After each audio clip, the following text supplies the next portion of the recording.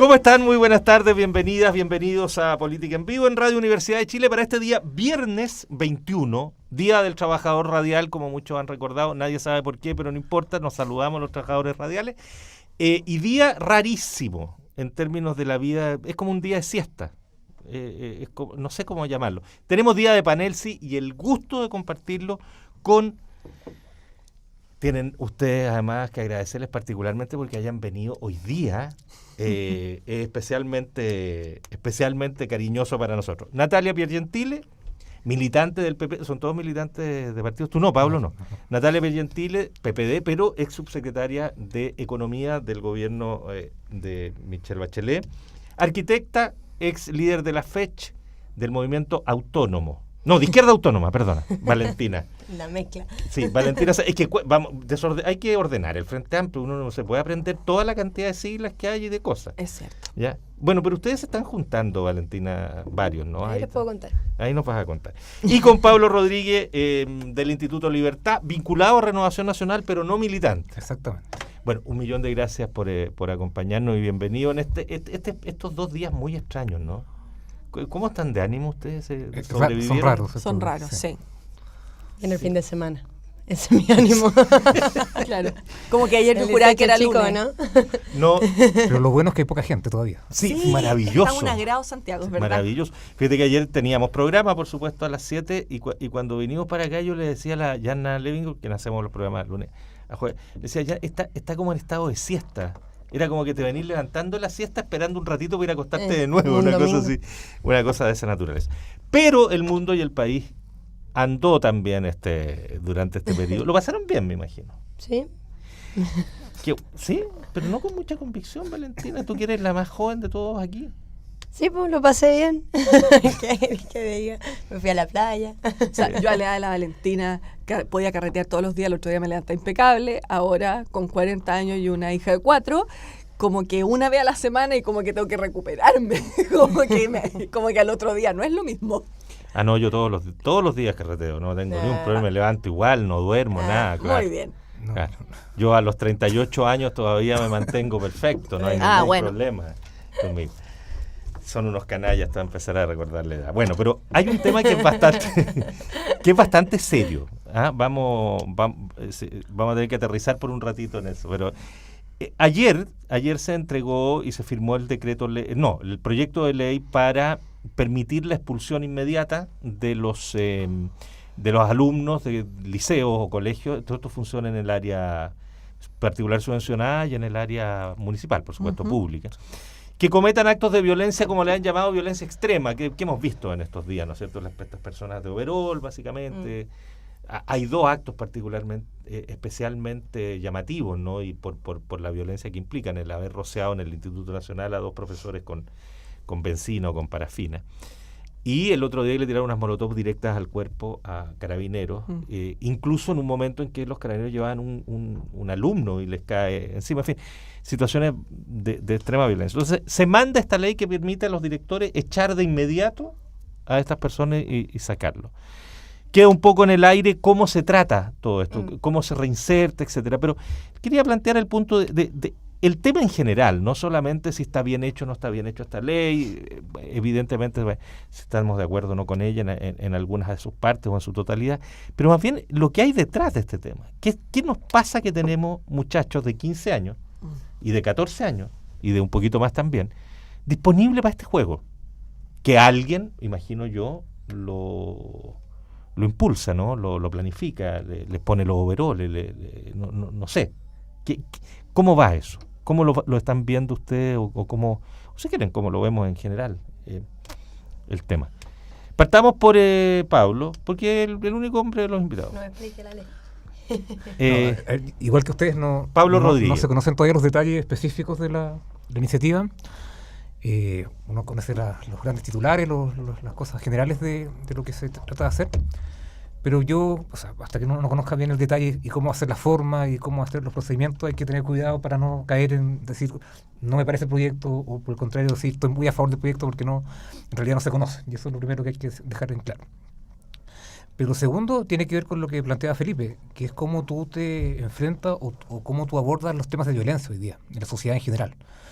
Este tema de los, por ejemplo, los overoles, que la gente se prepare, ya te indica un nivel de organización mucho mayor a lo que estábamos acostumbrados antes. O sea, no es el estudiante que está en la manifestación o que está en el colegio y que de alguna forma, no sé, las circunstancias llevan a que la violencia pueda surgir, sino que estamos hablando de que en circunstancias especiales estamos viendo que se preparan, que hay una organización, que incluso hay financiamiento desde algún punto de vista de que hay que comprar los materiales, o hay que prepararse para ello. Y eso, desde un punto de vista, como lo vemos como sociedad, es grave, y eso no debería permitirse. O sea, uno puede entender las razones, puede sentarse a conversar respecto a lo mejor a violencias que la sociedad genera, pero eso no quita, no es independiente, o es independiente a tratar de ver estas cosas y que no se vuelvan a repetir. O sea, yo creo que ese tipo de situaciones son súper violentas. O sea, estábamos conversando vinculado al tema de la edad, pero desde un tiempo a esta parte, la disciplina o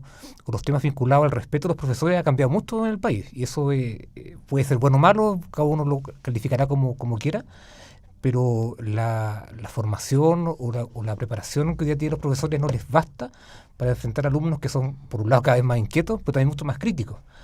Pero también se han generado estos gérmenes de violencia importantes y que hoy día los profesores, por un lado, no tienen las herramientas para enfrentarlos. O sea, si pasan temas de violencia o temas de alguna cosa que vaya más allá de lo que los profesores están acostumbrados a vivir, eso los colegios no pueden resolverlo. O sea, todos sabemos que existen estos reglamentos de convivencia interna, que hay consejos al interior de los colegios, pero la verdad es que hoy día no tienen las herramientas para hacer algo.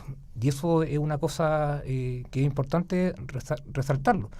Yo insisto, ¿no? Estas cosas no pueden repetirse, hay que ver la fórmula en que estas cosas se queden bien establecida la ley, que no haya un abuso de la autoridad, que haya un debido procedimiento, como todas las cosas, pero son cosas graves que están pasando.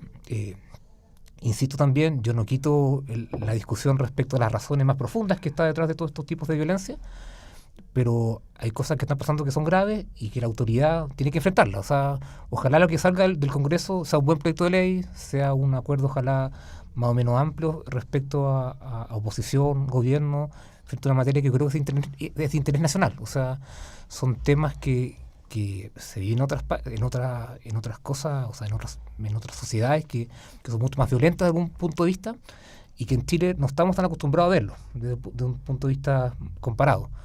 Pero hay que hacerle frente, o sea, y un punto que a lo mejor podemos tocar más adelante tiene que ver con la preparación y la investigación que hacen las policías respecto a estos casos. Por ejemplo.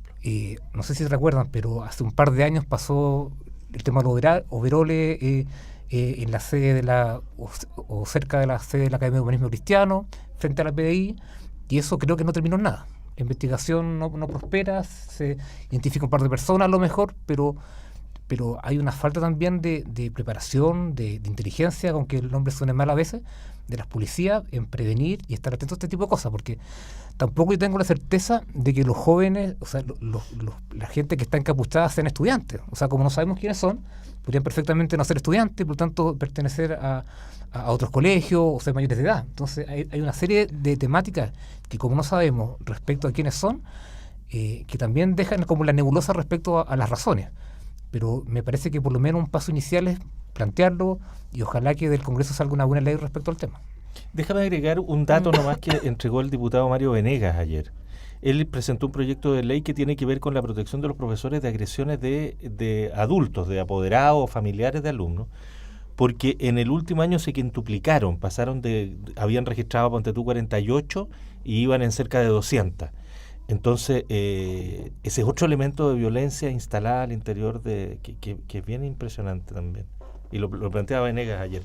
Natalia Piergentile. A ver, yo empatizo sin duda con esa mamá o ese papá que tiene a su hijo con mucho esfuerzo en el Instituto Nacional, que siente que la educación es un trampolín de seguridad y de mejoramiento de su vida, y ve que pasa esto alrededor, y claramente me imagino que esa mamá quiere que su hijo vaya a estudiar y que ojalá esto no suceda, y que va a empatizar con una ley de estas características. Pero al mismo tiempo que empatizo con esa visión, legítima por cierto, creo que si esta ley no se hace cargo de las causas respecto de esa violencia, al menos para abordarla, para conocerla, va a ser una ley solo de represión y de estigmatización.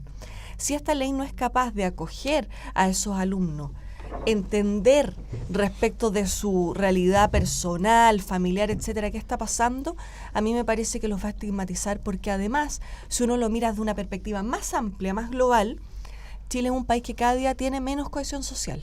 O sea, es un país donde el descrédito a la política, a las instituciones, a la justicia, ha hecho mella en las personas, y sobre todo en los jóvenes, que por una cosa natural nos increpan, nos demandan, son mucho más contestatarios, y está bien que así sea. Entonces no estamos dando respuesta institucional, no estamos dando respuesta en términos de calidad de vida o de por qué se produce violencia en esos círculos familiares o académicos, y solo si es que la ley pasa por encima vamos a dar respuesta a la consecuencia de muchas otras causas. Entonces, ojo con eso, porque yo creo que lo que no podemos hacer es estigmatizar al alumno, no encontrando las causas tanto a nivel macro social como a nivel puntual de hacer una intervención en él, su familia, y observar qué es lo que está pasando. Valentina Saavedra. No, mira, o sea, a ver, yo primero creo que el rechazo a sobre todo como lo que se ha visto en el último tiempo, yo creo que es una cuestión transversal a nivel social. Yo lo que sí creo que es importante discutir es, primero, cuál es la necesidad de esta ley en particular, porque si se va a respetar el debido proceso, si es que efectivamente como va a haber un resguardo al proyecto educativo, etcétera, yo no entiendo cuál sería la diferencia, por ejemplo, a un proceso de sumario o de expulsión como regular que podría tener un estudiante en un establecimiento. Entonces, evidentemente, si es que se necesita la ley, es porque va a establecer otros parámetros. Entonces, yo creo que ahí es donde también se podría discutir cuál es la necesidad, porque esto de la expulsión inmediata nos suena como que va a haber un debido proceso o un derecho a defensa, digamos, de los estudiantes, y además, sin saber quiénes son las personas que están en los establecimientos, claro, y yo estoy de acuerdo, son como comportamientos como delictuales, sin saber si son estudiantes, ya se plantea una ley como solución dirigida hacia los estudiantes. Entonces creo que hay ahí una cuestión como compleja, porque se asume que hay un culpable que no se sabe si lo es, ni siquiera hay como una evidencia que lo sea, y además se plantea una medida para expulsar a dichos culpables que no sabemos si son culpables. Entonces creo que aquí también no es solo hay un proceso de estigmatización particular a uno u otro estudiante que vaya a ser expulsado por esta situación, sino que hay un mecanismo que yo creo que es político, no es solamente una ley, de establecer que en ciertos establecimientos o ciertas formas como o ciertas demandas, etcétera, son juzgables con otra vara, y con una vara como si fueran delitos a priori. Yo insisto, yo estoy muy en desacuerdo, ¿no? Yo creo que toda la gente en el Frente Amplio estaría en desacuerdo con el comportamiento que se ha visto en el último tiempo. Creo que tampoco es casualidad que en el último tiempo hayan un montón de noticias a puertas del lanzamiento de este proyecto, pero creo que hay otras formas de resolverlo. Creo que las expulsiones regulares se hacen cargo, si es que efectivamente fueran estudiantes, se harían cargo de esto. Yo estoy de acuerdo con que debiesen haber investigaciones cuando los casos son de extrema violencia, y digo como comillas, porque también la extrema violencia como que debiese haber algún parámetro de resolver cuándo es extrema y cuándo no. Pero yo creo que el problema viene de como antes que eso. O sea, yo primero vería, bueno, ¿qué es lo que están demandando eso? Si es que son estudiantes, ¿qué es lo que están demandando? A mí, yo sinceramente, habiendo sido parte del movimiento estudiantil, me parece bien cuestionable que haya una movilización sin demanda, por ejemplo. Entonces se asume que es una movilización estudiantil que además de extrema violencia que requiere una ley para expulsión de estudiantes. Entonces hay una cuestión ahí que yo creo que se establece un relato que está súper normalizado de quiénes son los culpables, cuáles son las razones y a qué movimiento pertenecen. Y yo creo que partiría cuestionando si ese relato es tal, si esa es la realidad o si es un relato instalado para generar nuevamente medidas punitivas contra formas de movilización o contra un movimiento más generalizado, porque aquí se habla como del movimiento estudiantil, ahora particularmente en los colegios, o si efectivamente son casos súper particulares que se ha visto en 1 o 2 colegios y que debiesen tener medidas particulares. Y yo creo que las expulsiones regulares de los colegios se hacen cargo, si es que fueran estudiantes se harían cargo, o sea, un colegio común y corriente puede expulsar a un estudiante si es que va y le tira benzina a su profesor. Entonces, ¿por qué se necesita una ley particularmente? Yo creo que aquí hay otro mecanismo detrás de todo esto y no tiene solamente relación con resolver el problema particular que se ha visto en las últimas semanas por la prensa principalmente.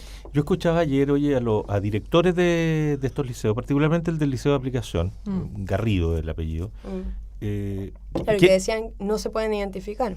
Él hacía claramente la diferencia que tú señalas, Natalia, de decir que para él este no es el movimiento estudiantil. Ella es Natalia, yo soy Valentina. Perdón, pero son nombres de origen italiano ambos. ¿O no? No, Valentina, como español. Valentina, hombre, joder, y Natalia. Bueno, Valentina, lo que tú decías, hay una... Ya sé que los doblo en edad todo y que no se puede con ustedes, pónganse seria, oye. No, escuchaba que hacía esta diferenciación del sentido del movimiento estudiantil precisamente por el hecho que aquí no hay demanda, no hay decía, no tengo posibilidad de diálogo, no sé de qué quieren, ni cómo podemos hablar. Y que este no es el movimiento estudiantil, incluso decía que el movimiento estudiantil que había situaciones violentas a veces en las marchas, pero que eran contra cosas y que eran pero había un petitorio, había qué sé yo, etcétera. Y lo otro que también ellos se sentían eran bastante, estaban como contentos de que algo se hiciera, pero no sabían qué hacer con este movimiento. Esa era o con estas situaciones de esto que ustedes mismos describen, que se preparan afuera, que sin razón ninguna aparente. Lo que decía Pablo, se Exacto. investiga y no sabemos quiénes son. Entonces no podemos decir a ciencia cierta que son estudiantes. Que es claro, lo que ¿cómo se toman medidas si no se sabe cómo? Porque una cosa es que sean estudiantes y uno dice, Valentina, bueno, como discutamos con esos estudiantes, veamos qué en verdad lo que quieren, cuál es la razón de esto, y ya, y si no hay forma de resolverlo, bueno, no sé, habrá que tomar como medidas de educación especial, no lo sé, ¿cachai? Pero si no son estudiantes, son otras medidas, son otras soluciones y son otras causas del problema. ¿Cuáles serían las causas, a juicio de ustedes? ¿Dónde se puede radicar el origen de una actitud tan dura como esta? Porque de verdad que es como que esto de rociar, a mí nunca había visto rociar profesores de... Sí, yo lo encuentro súper extraño. ¿De dónde sale esto? Es que Pablo Rodríguez. Yo creo que Valentina conoce bien el tema porque ha estado en la universidad y sabe también, conoce de que cada vez es más frecuente que estos grupos organizados, que no sé cómo llamarlos, pero de extremo, están presentes en las universidades y están presentes en los colegios y sinceramente no buscan llegar a o plantear un petitorio, como lo que uno pensaría, o de alguna forma plantear demandas que la autoridad tuviera que responder. Son grupos, parte importante de esto es que creen en la violencia como forma de hacer política. Y por lo tanto son súper antisistémicos, son súper... Ay, tú los conoces, con pero, más detalle que yo. Pero tú sabes la realidad de la universidad y tú sabes que sí, esos grupos coexisten con grupos de izquierda que no están de acuerdo con esas formas de manifestarse. Y una realidad que yo creo que está presente, la caricatura más fácil que hace a ciertos sectores que esto siempre es un montaje, pero en definitiva, hoy día en las universidades, y se está extendiendo también a los colegios, uno podría suponer, de que hay grupos que no están de acuerdo con el sistema y que cada vez son más, o sea, son siempre minoritarios respecto al total, pero sí están más organizados, no creen en la forma que tenemos la democracia, creen en otras formas de plantearse como sociedad y creen que son mecanismos válidos. Pero entonces no es el movimiento estudiantil. Es que por eso yo no caería jamás por ningún motivo en plantear el movimiento estudiantil, son grupos extremos. Son estudiantes, o sea, lo que yo digo es que puede existir movimientos así. Valentina. Y cada vez más frecuentes, ¿sí? Ese es el tema. No, o sea, yo te pediría dónde encontraste esa información de que son más frecuentes, pero yo creo que sí existen movimientos así y pueden existir en distintos lugares. Yo no estoy tan de acuerdo con que en la universidad se abunda como movimientos así. Yo fui presidenta de la FECH y no, yo creo que ningún voto de los que yo sé que tiene relación con eso sacamos mayoría. Entonces no pensaría como en que eso efectivamente es una cuestión como increchendo. Lo que yo digo, y tú mismo lo planteaste, o sea, aquí hay, por ejemplo, una preparación previa, hay financiamiento. O sea, yo me imagino que hay gente que debe saber manipular todas esas cuestiones que usan. ¿Son todos estudiantes menores de edad de 15, 16 años? No lo sabemos, no. Sí. Entonces, ¿por qué la ley apunta hacia los estudiantes? dado que incluso el mismo rector que tú decías y del liceo de aplicación dice, no sé, son estudiantes, los rectores, sí, claro, sobre todo, son quienes más pueden conocer lo que sucede al interior de sus aulas. Yo estudié en los 90 en una universidad con harta convicción combativa, como es la USACH, y hasta los movimientos más de izquierda siempre tenían un planteamiento. O sea, esto, si lo miramos desde una perspectiva organizacional, podríamos hablar de un tipo de anarquía que no está dentro de lo que es un movimiento, no está dentro de lo que es un grupo organizado que tiene una petición concreta. Yo no lo vi en mi historia universitaria y no creo que hayan cambiado tanto las cosas. No, y lo otro que yo creo que también es un tema relevante es quién se hace cargo del problema en concreto.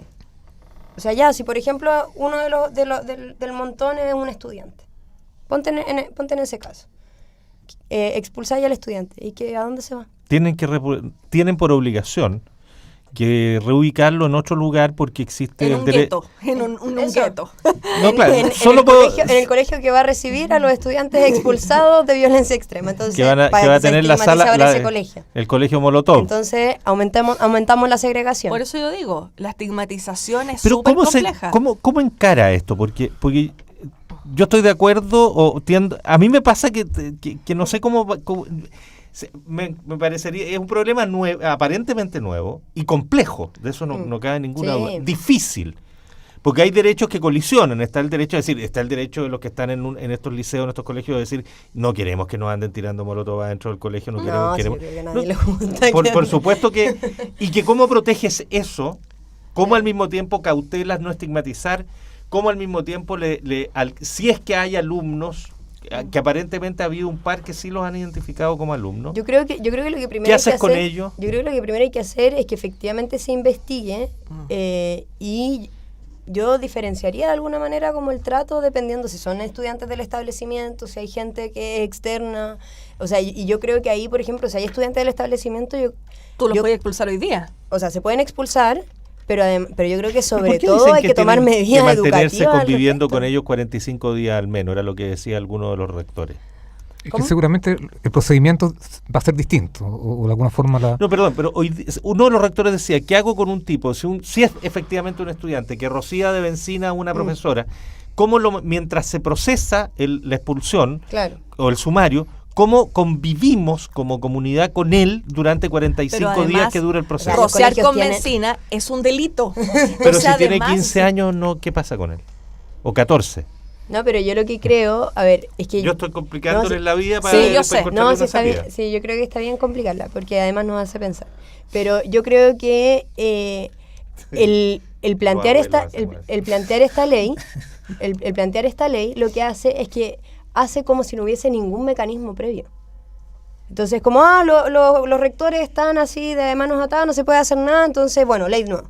Las expulsiones regulares existen. La suspensión durante los procesos de investigación existen. Los procesos de investigación, digamos, con buenos parámetros, como decís tú, como un debido proceso, también existen. Entonces, ¿qué es lo que propone esta ley? Lo que propone esta ley, entonces, es la expulsión inmediata. Y la expulsión inmediata implica no un debido proceso, implica que, por ejemplo, se puede culpar a un estudiante que quizás no es culpable en su momento. Entonces, ¿qué es lo que te resguarda? Lo que aquí se está haciendo es aumentar un punitivo populista, digamos, tengamos una medida inmediata, extrema, expulsamos a los estudiantes, los estigmatizamos y además los aglomeramos en uno o dos colegios que van a ser los receptores de estos estudiantes, que van a implicar entonces formas de segregación, porque después va a estar toda la discusión, a esos colegios se les pasa financiamiento cuando está... Entonces hay una cuestión así como una bola de nieve, que es lo que produce el punitivismo, que es lo que genera una expulsión como social de menores de edad. O sea, porque si no los lleváis allá, ¿dónde los vais a llevar? Al Sename, que ya todos sabemos cuáles son los problemas del Sename. Entonces, empieza a haber una expulsión social de los menores de edad en vez de una reinserción real en donde efectivamente, si es que son menores de edad, bueno, discutamos, veamos cuáles son sus planteamientos e incluso si es que tienen, como decís tú, como un proyecto político detrás, bueno, los proyectos políticos conviven entre ellos. Y si no, bueno, ahí se tomarán las medidas extremas como que se quieren tomar hoy en día. Pero los mecanismos existen. Entonces lo que se está planteando hoy es saltarse los mecanismos en función de una estigmatización y una expulsión social de menores de edad. Pero veámoslo, Pablo Rodríguez. O sea, más allá del gobierno en particular, cuando uno manda un proyecto de ley con sanciones tan graves, lo que tú tratas de buscar también, más allá de identificar a los responsables, es prevenir ciertas conductas. Eso se llama punitivismo. Y por lo tanto, la acción de cualquier gobierno va en esa línea. Y yo por lo tanto entiendo de que hay que hacer algo al respecto. Y si uno sigue lo que dicen los profesores, lo que dicen los rectores, lo que dicen incluso centros de alumnos que se ven muchas veces confrontados al resto de los alumnos o de grupos que no están de acuerdo con su actuar, lo que dicen es que hoy día los mecanismos no están funcionando y por lo tanto hay que hacer algo distinto. En eso creo que estamos de acuerdo. No sabemos si la ley va a ser el mejor mecanismo. Con lo seco que cada uno tiene, a lo mejor no lo va a ver de la misma forma, pero yo creo que hay que, o al menos plantearse la idea de que hoy día la forma en que tú estás resolviendo los conflictos al interior de los colegios no está siendo la medida más efectiva y las comunidades educativas por lo general están por este tipo de cosas se quiebran y hay una desconfianza muy grande. Entonces, dejemos la puerta abierta al menos hasta conocer el proyecto respecto a si esto es una acción del Estado que castiga a gente inocente o si efectivamente vamos a tener un mecanismo que sea distinto a lo que tenemos hoy día, que mejor sea más efectivo y que de alguna forma permita prevenir este tipo de cosas en el futuro. Natalia. Mira, a mí me pasa con este y otros proyectos de ley anunciados, es que nunca están los textos de los proyectos de ley. O sea, de este se anuncia y no se publica, de la modificación al artículo 203 del Código del Trabajo lo mismo, y así muchos otros anuncios donde uno quiere generosamente mirarlos para contribuir desde el diálogo, no hay proyecto de ley. Entonces, eso es lo primero, que es una crítica. Lo segundo es que con las necesidades que hoy día tenemos en muchos ámbitos donde el gobierno y la oposición han compartido ciertos focos prioritarios, generar estos proyectos de ley sacados como conejo del sombrero, a mí no me parece. Y no me parece porque yo creo que están ausentes de diálogo, porque además son un poco para la galería, son un poco más bien efectistas respecto de algo que no sabemos si ese es el problema. Y si vamos a seguir recibiendo proyectos de ley que son respuestas sobre temas coyunturales donde no se hacen análisis profundos sobre esto, nos vamos a llenar de proyectos de ley que no van a llegar a ninguna parte.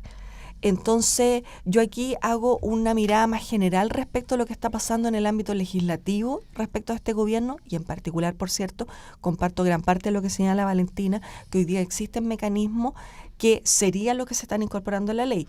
Por eso yo dije que suponemos, por eso yo decía, si esta ley además va de la mano de acompañamiento, apoyo, visualización de los temas de fondo, chuta, ahí podríamos evaluarlo de mejor manera. Pero insisto, es súper difícil poder generar un diálogo constructivo que tanto ha pedido el gobierno con la oposición, si es que no están las herramientas con las cuales hacer ese diálogo. ¿Algo más para cerrar este punto, Pablo? Es que este tipo de cosas siempre pasan. Hay un desfase natural, que no veo mala intención por parte del gobierno. ¿Pero el 203 se lanzó hace 2 meses? Sí, entonces, pero en particular de el procedimiento normal es que o sea, lo que firmó, el Congreso es un acto simbólico, entendámoslo bien, desde el punto de vista que se envía. Un anuncio, no un envío. Pero incluso el proyecto no se conoce, no se ve, hasta que la respectiva sala lo conoce. Y por lo tanto, entre todo ese periodo puede pasar 1 semana, 2 semanas. Pero hay un discurso, yo creo que es un punto, para cerrar, hay un discurso en el anuncio que acompaña, digamos, el anuncio, porque sí, efectivamente tú tienes toda la razón, Pablo. Claro, y uno asume que el mensaje es el espíritu del proyecto. Exacto. Pero ese discurso que hace ayer tanto la ministra de Educación como el presidente de la República, dice que el proyecto de ley no se va a hacer cargo, por ejemplo, de la reinserción. Y el tono es un tono un poquitito grandilocuentón, para mí, esta es una opinión mía en realidad, que a lo mejor la ley termina siendo una cosa completamente distinta al tono de lo que se plantea, y es un tono que a mí me parece que es medio coherente con la foto en la Araucanía de ¿cómo se llama? El Grupo Jungla, que al final nunca... ¿Han oído hablar del Grupo Jungla alguna vez? ¿Ha hecho algo el Grupo Jungla? O sea, nunca más supimos. Yo igual creo... ¿Hay algo, perdona, sí. Natalia? Valentina. Ya me enredaron ustedes dos, pero eso va a ser terrible. Hay algo en ese... hay algo en ese discurso que de pronto inquieta, por lo menos... inquieta desde una perspectiva de un discurso del que se instala en el oficialismo más represivo que antes, distinto al Piñera, yo diría yo, del gobierno anterior. Yo lo que creo es que evidentemente tenemos visiones distintas de cómo se enfrentan los problemas. Sí, yo creo que ese es el tema, más allá del proyecto, no como el detalle. Yo estoy de acuerdo igual con Natalia, que claro, sin el detalle del proyecto es difícil tener una opinión como más profunda o más detallada, digamos, pero particularmente como con lo que plantea Pablo. Con lo que plantea Pablo, yo creo que la diferencia que tenemos es cómo se resuelven los problemas. O sea, si creer que tener más sanciones evita o condiciona comportamientos, yo creo que eso es un error. Yo creo que no está comprobado de que las sanciones definan el comportamiento ni de estudiantes ni de la sociedad en su conjunto. O sea, ayer o anteayer, no me acuerdo, que estaba viendo las noticias y, por ejemplo, con la ley Emilia, que aumenta las sanciones cuando maneja en estado de ebriedad, etcétera, con todo eso, igual aumentaron la cantidad de muertos en el 18 por... claro, entonces, como para poner un ejemplo, que sin más allá de como cuál es el gobierno y todo eso, las sanciones cambian las conductas, mejoran la calidad de vida, mejoran los ambientes, por ejemplo, en este caso como de las comunidades educativas. Yo creo que no, y no hay nada que lo compruebe así. Entonces, una sanción más fuerte va a evitar que los chicos se sigan. Yo creo que no. Yo creo que de hecho van a estar discutiendo cómo, o sea, si es que son estudiantes, van a tomar medidas de cómo son menos identificables. No sé, a lo mejor se sienten más cómodos en ese ambiente. En esa lógica. Es que Pablo Rodríguez. La lógica de las leyes en general que buscan cambiar conducta existen. Uno puede justificar o puede cuestionar sus resultados mismos, pero se ven en todos los ámbitos y por lo tanto siempre es evaluable respecto a... norma, pues una visión política. Y yo creo que tú, y está bien, y es legítimo, y tenemos una diferencia, tiene una visión de que las conductas, por ejemplo, y las normas en la sociedad se establecen en función de sanciones, y yo creo que no. Es que depende del área. O sea, yo creo que efectivamente, si tú te planteas respecto a lo que pasó con los accidentes el fin de semana, claro, puede ser que la ley no sea lo suficientemente efectiva para prevenir conducta. Pero yo creo que es más allá del gobierno de centro-derecha que está hoy día en el gobierno. Es una forma en que se hacen las leyes, de alguna forma, en que tú planteas ciertas condiciones para que eso no se repita. Y yo por eso no lo enseñaría estrictamente al gobierno, sino que más bien yo no he hablado de tu gobierno. No, pero al sello del gobierno, sino que es más bien una conducta casi natural, propia, de que tú tratas de cambiar conducta. O sea, lo que nos estamos acostumbrando, por ejemplo, sacándolo del tema, es que cada vez tenemos más leyes con nombre. La ley Cholito, claro, la ley esperamos Emilia, que alguien muera es que siempre en la reacción posterior a que pasó algo grave, enfrentamos con una ley y esperamos que esa ley cambie y tenga un final distinto al que no hubiera hubiera pasado si no estaba la ley. Entonces me parece que es una conducta casi normal, natural de los gobiernos, por eso que lo desvinculo del tema de que este gobierno en particular tenga esa visión, porque es una forma de hacer política en la que tú pones reglas, condiciones, vincular a la economía, tú pones incentivos distintos para que pase algo también diferente. Entonces me parece que es casi natural en la forma en que los gobiernos en general hacen políticas públicas y en general formulan leyes. Vamos a hacer una pausa, ¿les parece? Pausa y seguimos conversando en este programa, que estamos por supuesto en directo por la radio, pero desde mañana a mediodía más o menos usted nos puede encontrar en nuestro streaming de televisión junto a Pablo Rodríguez, Natalia Piergentile y Valentina Saavedra. Una pausa y ya volvemos.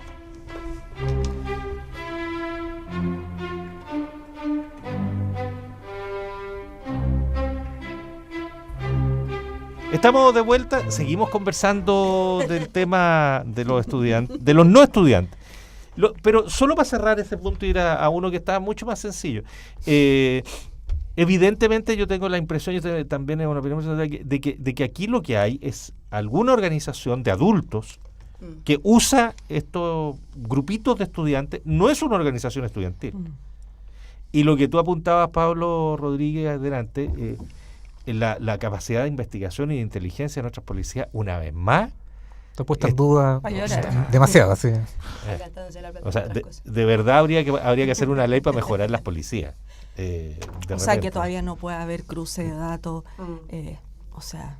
Pero lo decía el rector. Es curioso, el rector del Liceo de Aplicación decía lo mismo. Decía, a él le llamaba extremadamente la atención de que no pudieran detener a nadie, que no encontraran a nadie y que no hubiera inteligencia policial. Y si hay tantos estudiantes como estudiantes que afectados o como no sé cómo decirlo, pero como chatos de esta situación, y si son sus compañeros, ¿cómo no van a poder reconocer a sus compañeros? Si no, sé que hay una yo creo que hay una cosa ahí como...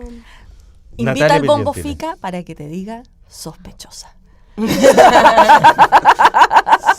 pero yo creo que, fíjate que a mí me parece que es sospechosa en el sentido de que no se le puede achacar al movimiento estudiantil. No es movimiento estudiantil, si no hay petición, si no hay petitorio, evidentemente no es un movimiento que busca alguna solución de algo. A mí lo que me parece extraño es que es la incapacidad, yo creo que el forado que tenemos en materia de inteligencia policial en Chile se revela una vez más aquí. Y yo creo que es súper relevante también como, o sea, incluso porque el proyecto ya se va a presentar, la discusión, Natalia Saavedra habla. Es que hay que identificar porque la gente no te está viendo. Me llamo Valentina Saavedra. Valentina. ¿Hasta cuándo? ¿Lo dijiste tan convencido? Gobiérnate. Me falta inteligencia, no policial. Retener Valentina, por favor. No, pero yo creo que incluso como, pensando que el proyecto ya se va a presentar, ¿qué pasa después? O sea, si se expulsa a un estudiante, el proceso posterior. Y yo entiendo que le preguntaron a la ministra y dijo que eso no lo incluía en el proyecto. Entonces creo que ahí, o sea, no se puede solamente andar expulsando estudiantes. Habló de que había esta obligación constitucional de reubicar porque el derecho... No se puede negar, claro, no se puede negar. Entonces van a hacer el colegio de... el nuevo gueto. O van a llevar los del Liceo de Aplicación al Instituto Nacional y los del Instituto Nacional al Liceo de Aplicación. No, es complejo el tema. Oye, yo los quiero llevar, si les parece, por los próximos 15, 17 minutos, a La Haya. Estamos cerca, 1 de abril viene el fallo. Ayer Octubre. Natalia, ¿te llamas tú? Yo el desastre total. Van a creer que tuve un 18 de septiembre así, pero me porté, pero no hice nada. Estamos tomando agua en el estudio, de hecho. Bueno, estamos hablando de que en los poquitos días más, el 1 de octubre, viene el fallo de La Haya respecto de la demanda presentada por Bolivia que pide que se exija a Chile sentarse a negociar de buena fe para conseguir una salida con soberanía al mar. Esa es la petición de Bolivia, exigir que negocie. Ayer o anteayer el ministro de Relaciones Exteriores leyó, yo insisto en esto porque a mí me llama la atención que un ministro de Relaciones Exteriores no contesta preguntas. Nadie le puede preguntar nada y trae un papel que lee.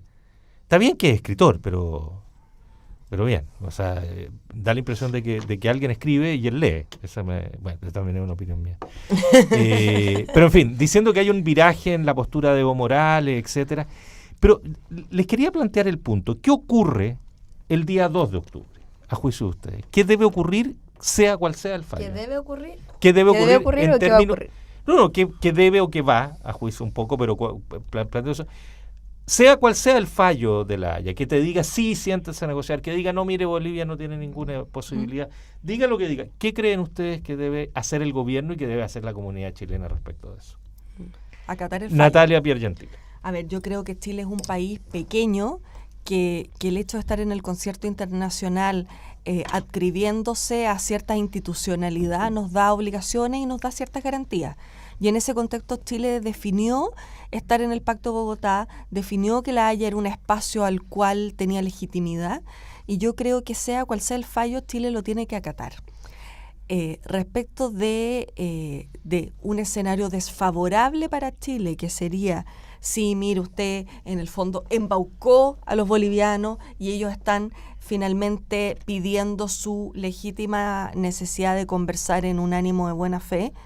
Bueno, Chile tiene herramientas cómo para llevar adelante ese diálogo y ese debate ha cumplido todo lo que sancionaron los tratados que suscribieron, de tal manera que yo creo que pensar en retirarnos del Pacto de Bogotá para la institucionalidad de Chile, su credibilidad, su apuesta en el concierto internacional sería un gran error. ¿Pablo? Sí, creo que comparto la visión. Entonces estoy equivocado. Estoy tonteando. Yo creo que hay un elemento de sorpresa que uno tiene que esperar del fallo. O sea, la mayoría de los analistas internacionales que se dedican a estos temas y que estudian y que uno hubiera esperado mucha mayor certeza respecto a lo que pasó con Perú. Lo que pasó con Perú, el fallo, fue una sorpresa. Nadie lo esperaba de la forma que fue. Entonces, se ha puesto o se ha instalado la idea que los jueces de la Haya son muy creativos a la hora de dictar sus fallos. Y probablemente lo que tengamos el 1 de octubre sea también un fallo distinto a lo que espera la mayoría. Lo que sí es claro es que ya cambió, por lo menos, la Corte circunscribió de distintas formas lo que Bolivia pidió originalmente a lo que Bolivia puede, de alguna forma, tener derecho hoy día. Pero dentro de ese contexto, yo creo que Chile tiene que... Pues se puede discutir el tema del Pacto de Bogotá y salir o no. Yo creo que esas cosas se pueden discutir en materia internacional. Me llama mucho la atención que Gabriel Gaspar, que es una persona ligada a la concertación histórica, que ha sido embajador, que estuvo metido en los temas con Bolivia, fue subsecretario de Defensa, plantee de que Chile debe salirse del Pacto de Bogotá. Entonces, ahí me parece que esta visión de salirse o no trasciende las fronteras políticas de las coaliciones en Chile. Sí, es verdad. Hay un elemento nacionalista muy presente en la sociedad chilena, pero creo que sea cual sea el fallo, hay que respetarlo, hay que acatarlo, y prefiero que sea un tribunal que determine las controversias, que determine cómo se resuelven los conflictos.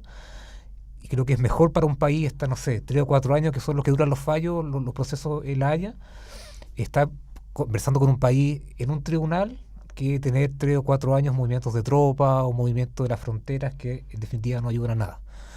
Yo creo que además es un tema súper difícil de llevar a la práctica, salirse de un pacto. Primero, tú tienes que de todas formas acatar lo que resuelva la Corte. Exacto. En este caso en particular. Y al mismo tiempo tú abres un plazo de 1 año para que todas las controversias posibles de otros países que tú tengas te las presentes.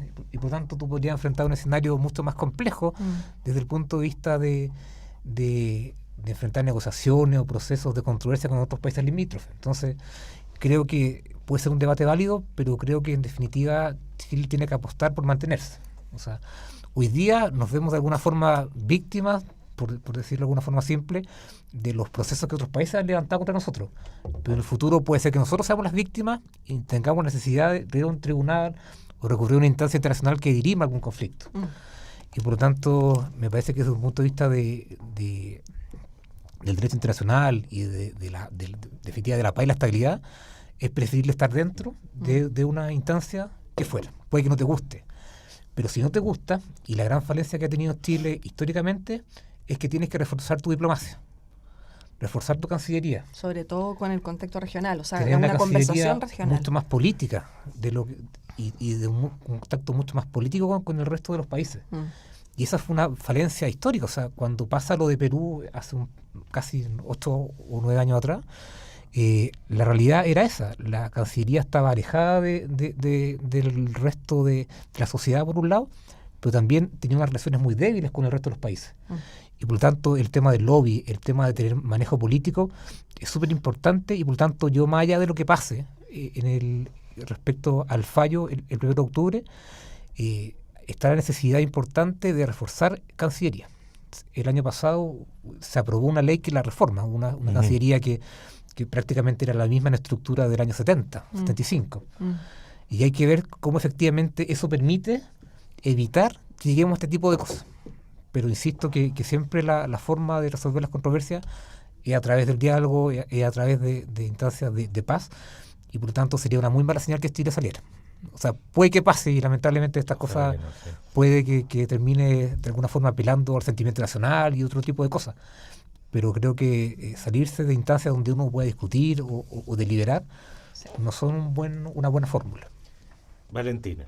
No, yo creo que en este tema tenemos harta coincidencia, por lo menos en ese punto.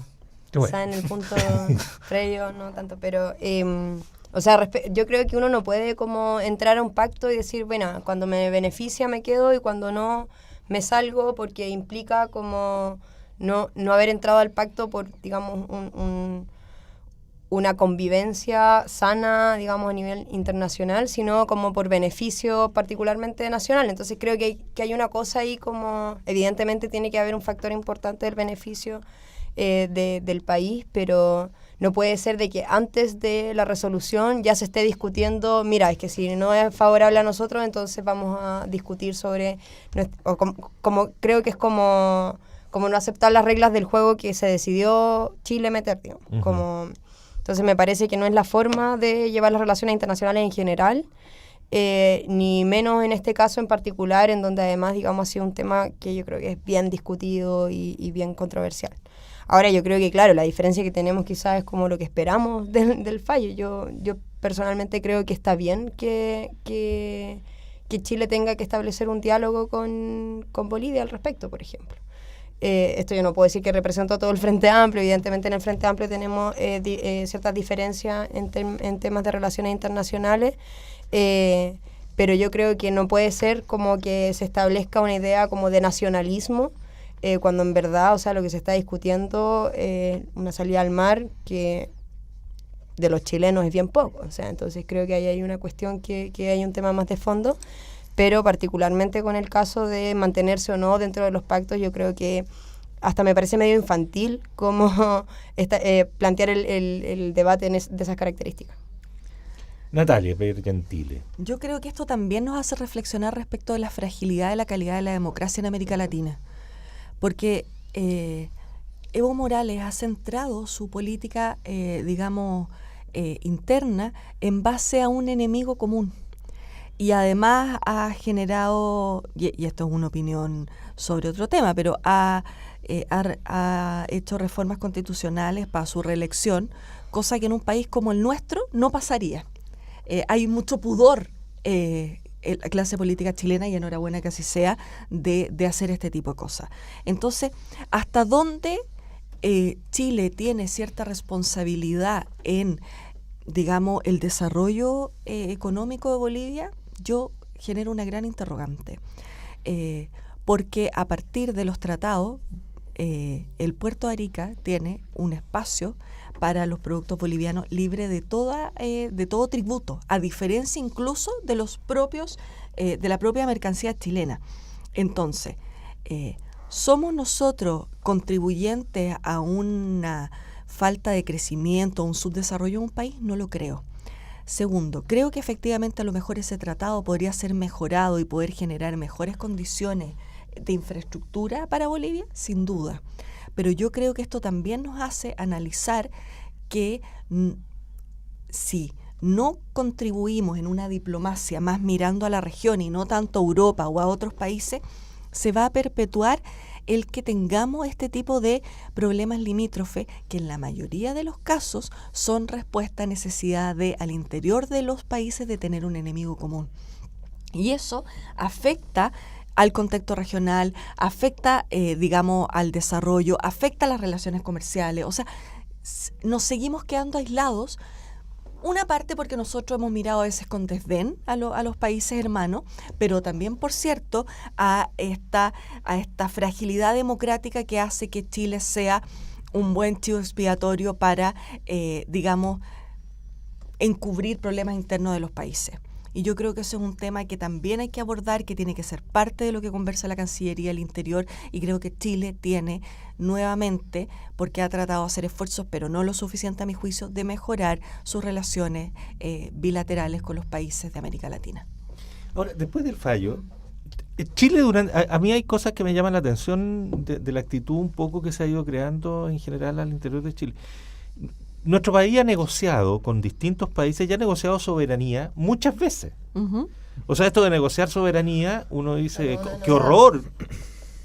Pues, se puede, pues, ¿cuál es el problema? Chile, perdona, que está sonando esta cuestión y no es una buena idea. Ya, ¿no? Algún día dejará de sonar. Tienes que apretarle aquí arriba. Sí, pero bueno, no importa. Gracias. En el celular, no se ve, pero ha negociado soberanía en muchas oportunidades y debe seguir negociando con Bolivia, más allá de cualquiera sea el fallo. Tú no puedes decir, ya, el fallo llegó y se quedan donde mismo. Pero si el fallo no dice, lo que dice es si es que tiene o no la obligación de negociar. O sea, yo encuentro no sabemos lo que va a decir el fallo. Bueno, pero eso es la petición. Claro, o sea, si es que sale favorable hacia Bolivia, no es como, mira, aquí está el terreno para Bolivia, sino ahora, que... yo creo que la Natalia tiene razón cuando dice Evo Morales en el último tiempo le ha hecho un flaco favor a los intereses de buscar de encontrar un acuerdo, porque mucho más se está haciendo un favor a sí mismo de mantener su situación de cierto liderazgo político al interior de Bolivia, entonces extrema, y tiene como dos discursos distintos, uno de que voy a ir a sentarme a Antofagasta y después dice, démonos las manos porque somos todos hermanos, en fin, hay lo que yo creo distinta. Que más allá como del análisis de lo que está pasando, como de cómo esto repercute en Bolivia, yo también pensaría cómo repercute acá. Aquí pareciera ser como que hay un gran acuerdo nacional, y, o sea, porque hay dos coaliciones que se pusieron de acuerdo en un momento como de incentivar un nacionalismo a raíz de terrenos que no le pertenecen ni siquiera a la nación, pero lo que yo creo que si es que el fallo es, por ejemplo, comillas, favorable a lo que el gobierno está proponiendo para Chile, que es, bueno, que no tenga obligación a negociar, yo creo que tampoco resuelve el problema. O sea, ¿tú crees que Bolivia se va a quedar tranquilo, que el tema se acabó? Mira, bueno, perdimos, chao. Todo esto es un poco ficticio, todo este proceso. Pero esperemos que este fallo sea usado más bien con términos pedagógicos, como lo estamos analizando acá, y no como un triunfo de chauvinismo malentendido que genera... ¿Para los dos lados? Sin duda. Porque yo creo que la moneda va a llamar a que vayamos a Plaza Italia a celebrar si es que sale, comillas, favorable al fallo. Yo lo estaba planteando más desde el lado de Chile, o sea, que ojalá... esto sea un ejercicio pedagógico, que nosotros seamos capaces de instalar estos temas y que no terminemos diciendo ganamos, este gobierno sí que no entrega nada y sea ahí y sea un, digamos, un fuego artificial de chauvinismo que no contribuye a analizar qué queremos para Chile en el contexto regional, en el contexto latinoamericano, en fin. Un poco lo que hemos estado discutiendo. Sí, Pablo Rodríguez. Lamentablemente me parece difícil que ese análisis más en frío, más serio se realice. O sea, tú veías a Piñera así en Arica, en el morro con la bandera en la mano, yo me lo imagino. Yo espero que no sea así. Igual que tú, estoy hablando del país. Yo también me lo imagino. Pero tiene que ver con que el tema de relaciones internacionales, el tema de la soberanía, si tú revisas encuestas en general, la opinión mayoritaria de la gente es no ceder ningún espacio, siempre. Y eso, más allá de... ahora le importa a la mayoría de la población, porque cuando la mayoría de la población quiere aborto, da lo mismo que ceder ese espacio, ¿no?